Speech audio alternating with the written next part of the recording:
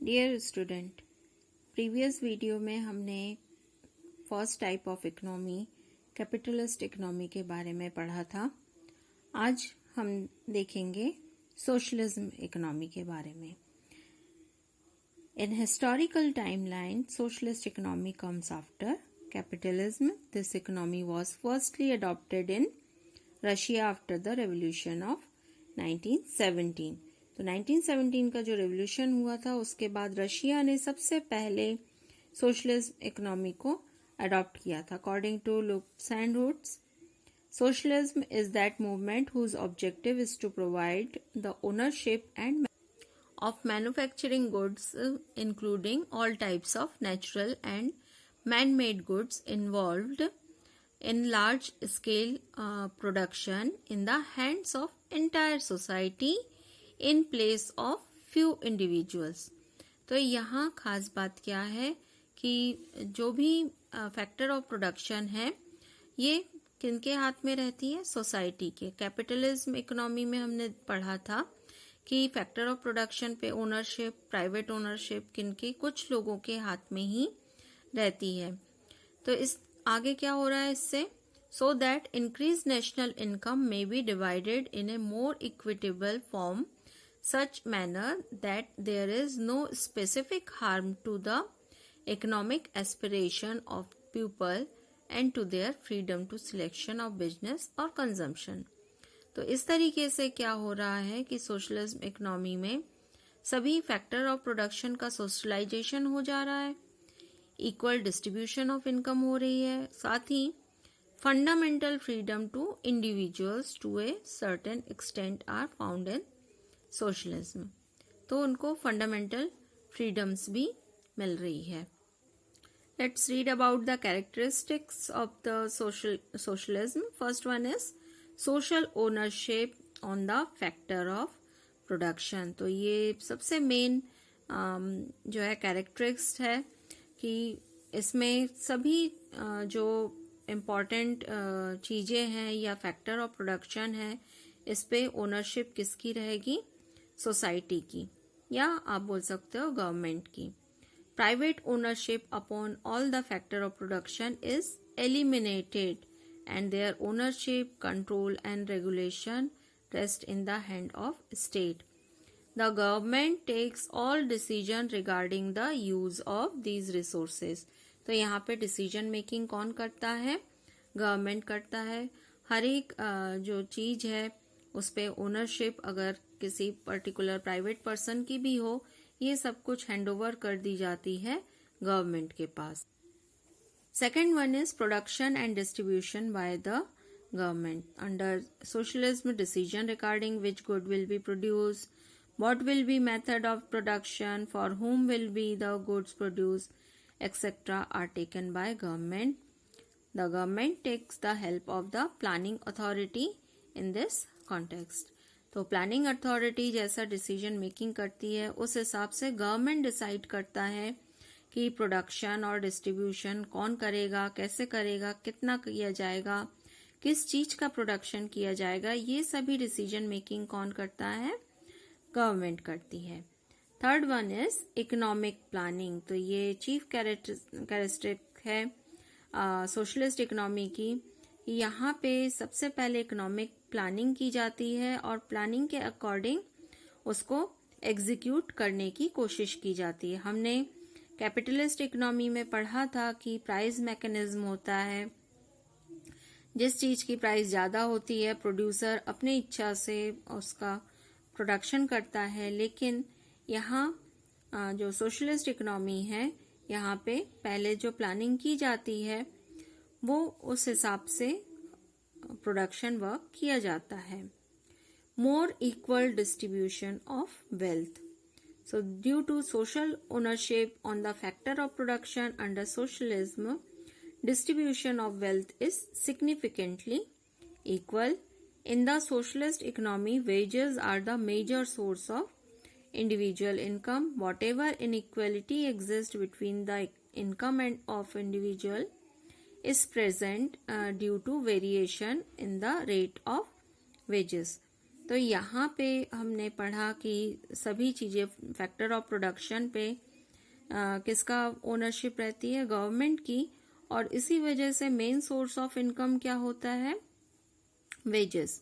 तो जो भी कम या ज्यादा, कभी वेजेस में कम या ज्यादा होता है, वेरिएशन होता है, वो इंडिविजुअल पर्सन क्या वर्क कर रहा है उसके अकॉर्डिंग ही होता है। तो इस तरीके से सोशलिस्ट इकोनॉमी में वेल्थ डिस्ट्रीब्यूशन जो है ज्यादा इक्वल रहता है। Next one is end of exploitation. तो गवर्नमेंट की ओनरशिप होती है, इस वजह से सोसाइटी डिवाइड नहीं हो सकती। जैसे कैपिटलिस्ट इकोनॉमी में हमने देखा था कि 2 पार्ट्स में डिवाइड हो जाती थी, कैपिटलिस्ट क्लास और लेबर क्लास। लेकिन यहाँ पे एक्सप्लॉयटेशन की कोई भी गुंजाइश नहीं रहती है, क्योंकि जो लोग हैं सभी को नेसेसरी गुड्स जो भी लाइफ के लिए एसेंशियल है, जरूरी है, वो अवश्य ही मिल जाती है। Next one is end of unearned income.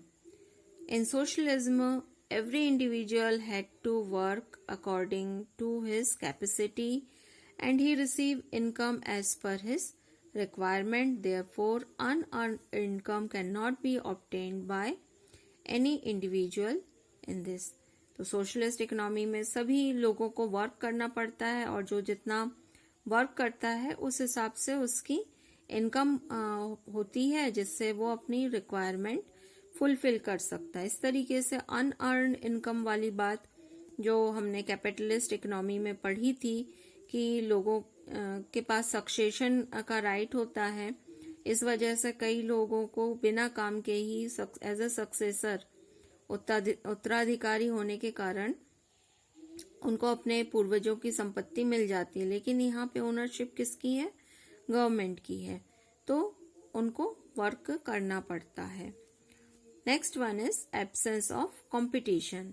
तो कंपटीशन एंड क्यों हो रहा है, क्योंकि यहाँ पे ओनरशिप किसकी है, गवर्नमेंट की होती है, और इसी वजह से कंपटीशन का जो है वहाँ पे एब्सेंस होता है। Because competition exist only where there is presence of the spirit of profit motive. तो यहाँ प्रॉफिट मोटिव से काम नहीं किया जाता है, केवल किस मोटिव से काम किया जा रहा है, सोशल वेलफेयर के मोटिव से, इसलिए यहाँ कंपटीशन नहीं होता। अगर हम मेरिट्स की बात करें तो मिक्स सोशलिस्ट इकोनॉमी में फर्स्ट क्या हो जाता है, optimum utilization of economic resources. क्योंकि सोशलिस्ट इकोनॉमी में सेंट्रल प्लानिंग अथॉरिटी ऑथोराइज होती है प्लानिंग करने के लिए, तो वो इस तरीके से वर्क करती है कि उनके पास जो भी रिसोर्सेज हैं उनको मैक्सिमम यूटिलाइज किया जा सके। सेकंड, इसका बेनिफिट या मेरिट कहा जा सकता है economic stability. So in socialism trade cycle come to an end and economic stability is established in the economy. तो जैसा हमने पढ़ा था कैपिटलिस्ट इकोनॉमी में, वहाँ पे ट्रेड साइकिल जो है वो चलता रहता है और इस वजह से कई तरह की प्रॉब्लम्स आ जाती हैं। लेकिन यहाँ सोशलिस्ट इकोनॉमी में क्योंकि सेंट्रल प्लानिंग वर्क करती है, डिमांड और सप्लाई में कोऑर्डिनेशन रखती है, इससे जो ओवर प्रोडक्शन या अंडर प्रोडक्शन की पॉसिबिलिटी नहीं होती है और इकोनॉमिक साइकिल जो है वो अपनी जगह नहीं ले पाता है। तो इस तरह इकोनॉमिक स्टेबिलिटी बनी रहती है। Third one is more equal distribution of wealth. In socialism, equalities in the distribution of wealth are found due to ownership of the government on resources, absence of private property, and less influence of price mechanism. Main objective of socialism is to provide equal opportunities of development to every individual of society. तो इसमें next merit वाली बात क्या है कि सभी लोगों के बीच में जो भी वेल्थ है उसका इक्वली डिस्ट्रीब्यूशन होता है। Next merit is end of class struggle. In socialism the society is not divided into capitalist and labour class, so there is end of class struggle. Next one is end of social circumcision. In socialism, every individual has to work according to his ability. So the tendency of social circumcision, that is sustain living on the income of other class, does not exist. तो यहाँ पे क्या हो रहा है कि individual को अपने एबिलिटी के अकॉर्डिंग वर्क करना पड़ रहा है, तो क्लास फाइट्स नहीं होती. Eradication of unemployment. In socialism, planning is done by the central planning authority and there is control of government on the factor of production due to which unemployment eradicated. तो unemployment की condition यहाँ पे नहीं आ पाती है. क्यों नहीं आ पाती? क्योंकि सेंट्रल प्लानिंग अथॉरिटी यहाँ पे सभी चीज़ों पे कंट्रोल करती है. This next one is objective of social welfare. ये बहुत ही इम्पॉर्टेंट है क्योंकि सोशलिस्ट इकोनॉमी में प्रॉफिट मोटिव नहीं होता है. इनका ऑब्जेक्टिव क्या होता है? Social welfare. The welfare of production are used while being inspired by the some same objective. This also benefits the consumer. तो कंज्यूमर को भी कई तरह की बेनिफिट्स मिल जाती है. Next one is end of competition. तो सभी इंडस्ट्रीज और बिजनेस एंटरप्राइजेस पर किसका कंट्रोल रहता है? गवर्नमेंट का. और इस तरीके से कंपटीशन नहीं होता. कंपटीशन नहीं होता तो अननेसेसरी जो एक्सपेंडिचर होते हैं एडवर्टाइजमेंट या पब्लिसिटी पर, वो सब नहीं हो पाता है. तो ये सभी चीजें हमने क्या पढ़ा सोशलिस्ट इकोनॉमी के मेरिट्स में. अब हम देखेंगे demerits of socialism. First one is absence of efficiency and productivity. तो सोशलिज्म में हमने अभी पढ़ा था कि सेंट्रल प्लानिंग कमेटी वर्क करती है, तो इस कंडीशन में ब्यूरोक्रेसी यहाँ पे हावी हो जाती है. In socialism level of efficiency and productivity is extremely low because all faults of bureaucracy are found in it and there is insufficient inspiration for the workers. Worker अच्छे से अच्छा वर्क करने के लिए इंस्पायर्ड नहीं होते. उन्हें लगता है कि हम जितना वर्क करेंगे हमें उतना तो पेमेंट मिल रहा है, कुछ नया करने की वो नहीं सोचते हैं. Next is difficulties in management and administration. तो यहाँ पे जो हमने मेरिट में पढ़ा था कि प्लानिंग कमेटी वर्क करती है और प्रॉफिट मोटिव नहीं होता, प्राइस मैकेनिज्म नहीं होता है. इस वजह से क्या हो रहा है? Small group of few individuals has to take all the correct decisions and they neither have the capacity to take the right decision nor they are able to conduct the economy effectively due to excessive pressure of management and administration. तो कुछ लोग ही बैठ के decision making कर लेते हैं और वो कई बार एफिशिएंट भी नहीं होते हैं. तो जो वर्कआउट है, मैनेजमेंट है, एडमिनिस्ट्रेटिव वर्क है, ये सब करने में बहुत ही मुश्किल आती है. Third demerit is end of sovereignty of consumer. क्योंकि सोशलिस्ट इकोनॉमी में सभी डिसीजन मेकिंग की किस चीज का प्रोडक्शन होगा, किसका नहीं होगा, ये सभी डिसीजन कौन लेता है? Government.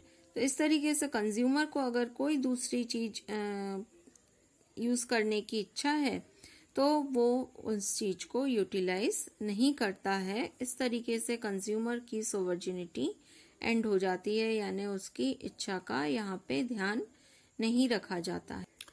Next one is absence of inspiration to work. In socialism, due to absence of private profit and property, elimination of succession, etc., there is absence of inspiration to work. Every person in socialism in government employee, therefore, he does not have the inspiration to work. क्योंकि socialism economy में क्या क्या नहीं है? Profit motive नहीं है, property का right नहीं है, सक्सेशन की जो बात होती है तो वो भी एलिमिनेट हो जाता है. और सोशलिस्ट इकोनॉमी में सभी लोग क्या है? गवर्नमेंट के एम्प्लॉय हैं, तो नया वर्क करने का इंस्पिरेशन उनको नहीं मिलता। Next one is absence of individual freedom. So in socialism, a person does not have the freedom to choose his business or enterprises. In socialism, before starting production, a uniform planning is formed for the entire country. After this, the labor is provided a specific task to do. They cannot make changes in their task without the permission of government, even if it is not in line with the work of their liking. तो individual freedom यहाँ पे नहीं होता, कोई भी काम करने के लिए पहले गवर्नमेंट से परमिशन लेनी पड़ती। Next point is insensible distribution of resources. Due to absence of price mechanism, distribution of resources in socialism is not sensible, rather it is arbitrary. Government of exploitation. In socialism, there is government control all economic activities in place of capitalists. Therefore, obeying the government become compulsory in one form or other. तो government जो है इस समय का advantage लेती है, इस situation का एडवांटेज लेती है, क्योंकि गवर्नमेंट जो भी डिसीजन मेकिंग कर रही है वो सभी के लिए कंपलसरी हो रहा है, और इस तरीके से जो लोग हैं वो एक्सप्लॉइट होते हैं indirectly. Last one is encouragement to corruption and irregularity. In socialism, all the economic activities are under the control of government. The government official openly misuse their powers and right, and this encourage the corruption. तो क्योंकि government में कुछ जो officials होते हैं वो अपने power और राइट्स का मिसयूज करते हैं, और इससे इनकरेजमेंट किसको मिलती है? करप्शन को। तो इस तरीके से हमने आज स्टडी किया किसके बारे में? सोशलिस्ट इकोनॉमी के बारे में। आई होप आपको ये वीडियो समझ में आएगा।